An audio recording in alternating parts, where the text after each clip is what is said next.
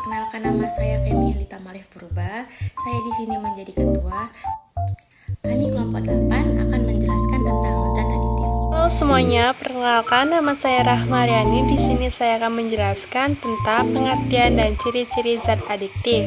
Pengertian zat adiktif yaitu obat serta bahan-bahan aktif yang apabila dikonsumsi oleh organisme hidup dapat menyebabkan kerja biologi yang menimbulkan ketergantungan atau adiksi yang sulit dihentikan dan berefek ingin menggunakannya secara terus-menerus.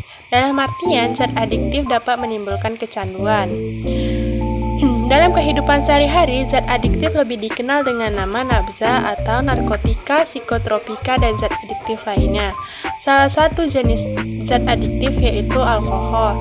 Nah, ciri-ciri dari zat adiktif ada 5. Yang pertama, zat adiktif dapat berasal dari tanaman dan bukan tanaman.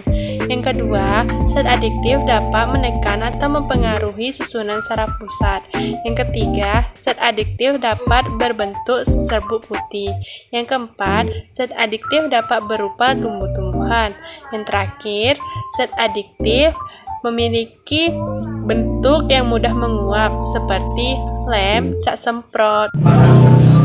Perkenalkan, nama saya Rasulani Arifah. Saya akan menjelaskan tentang golongan aktif. 1. Yaitu depresan, bekerja menekan fungsi kesadaran dan menenangkan.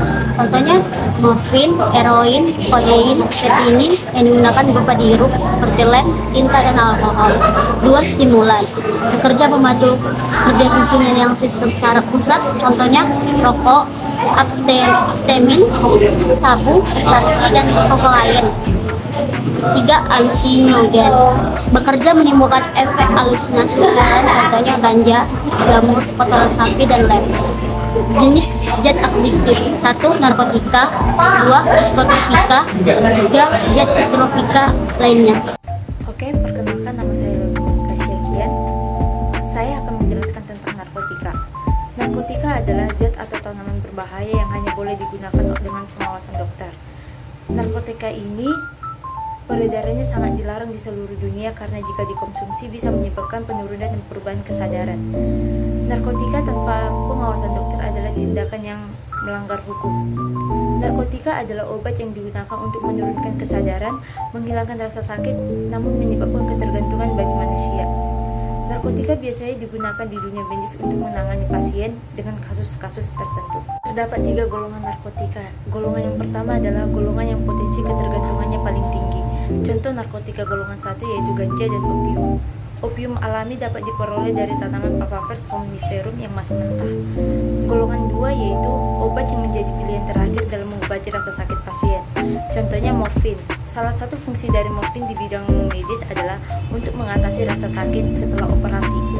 Dan yang terakhir golongan 3 yaitu narkotika yang paling rendah risiko ketergantungannya. Contoh obat ini adalah kodein. Semua penggunaan obat-obatan narkotika harus dengan resep dan pengawasan dokter.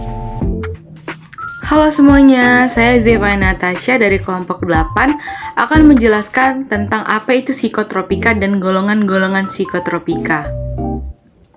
Psikotropika merupakan golongan zat yang sangat dilarang untuk diedarkan karena memiliki efek yang sama dengan zat adiktif narkotika. Psikotropika adalah obat-obatan yang berfungsi untuk mempengaruhi mental dan perilaku seseorang. Contoh psikotropika adalah obat tidur dan obat penenang. Obat ini sangat berbahaya dan tidak boleh disalahgunakan. Zat ini jauh lebih berbahaya karena dapat mengubah perilaku, mental, dan merusak sistem saraf penggunanya. Selanjutnya ada golongan psikotropika. Zat yang termasuk psikotropika terbagi atas 4 golongan, yaitu golongan 1, golongan 2, golongan 3, dan golongan 4. Pada golongan 1, potensi ketergantungan tinggi dan tidak digunakan sebagai obat, contohnya ekstasi. Pada golongan 2, potensi ketergantungan tinggi dan digunakan sebagai obat terbatas, contohnya amfetamin. Amfetamin adalah zat psikotropika yang tergolong psikotropika golongan 2 dan sering disalahgunakan. Pada golongan ketiga, potensi ketergantungan sedang dan banyak digunakan sebagai obat, contohnya adalah phenobarbital. Pada golongan keempat, potensi ketergantungan rendah dan banyak digunakan sebagai obat. Contohnya diazepam, fenobarbital, dan clorazepam. Di sini saya akan menjelaskan tentang zat adiktif lainnya.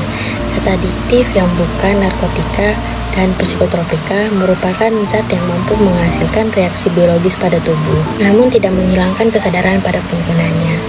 Zat ini bisa ditemukan dengan mudah dan dijual bebas, meski ada beberapa dijual dengan aturan yang cukup ketat. Zat ini biasanya dikonsumsi untuk meningkatkan kewaspadaan, mempengaruhi kerja tubuh, dan melemaskan otot.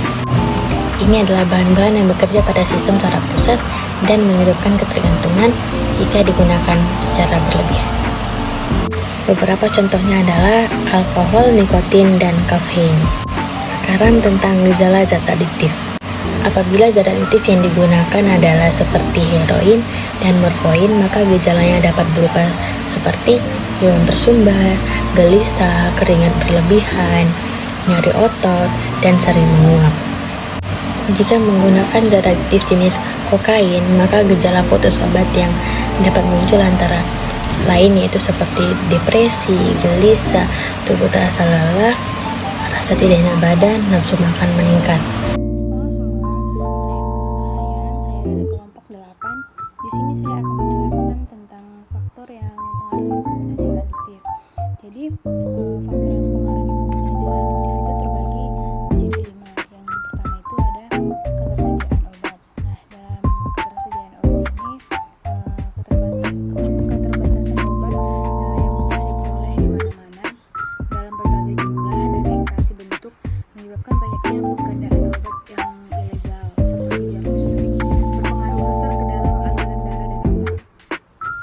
Yang kedua itu ada karakter individu, seperti kerentanan pecandu alkohol mudah bergantung pada heroin, lalu kokain. Nah, hal ini juga berpengaruh pada munculnya perilaku kejahatan seperti mencuri agar dapat mengonsumsi obat tersebut. Lalu yang ketiga itu masyarakat. Sebagian masyarakat di lingkungan tentu rawan untuk penyalahgunaan zat dan pelanggaran pengguna obat-obatan. Yang keempat ada gaya hidup.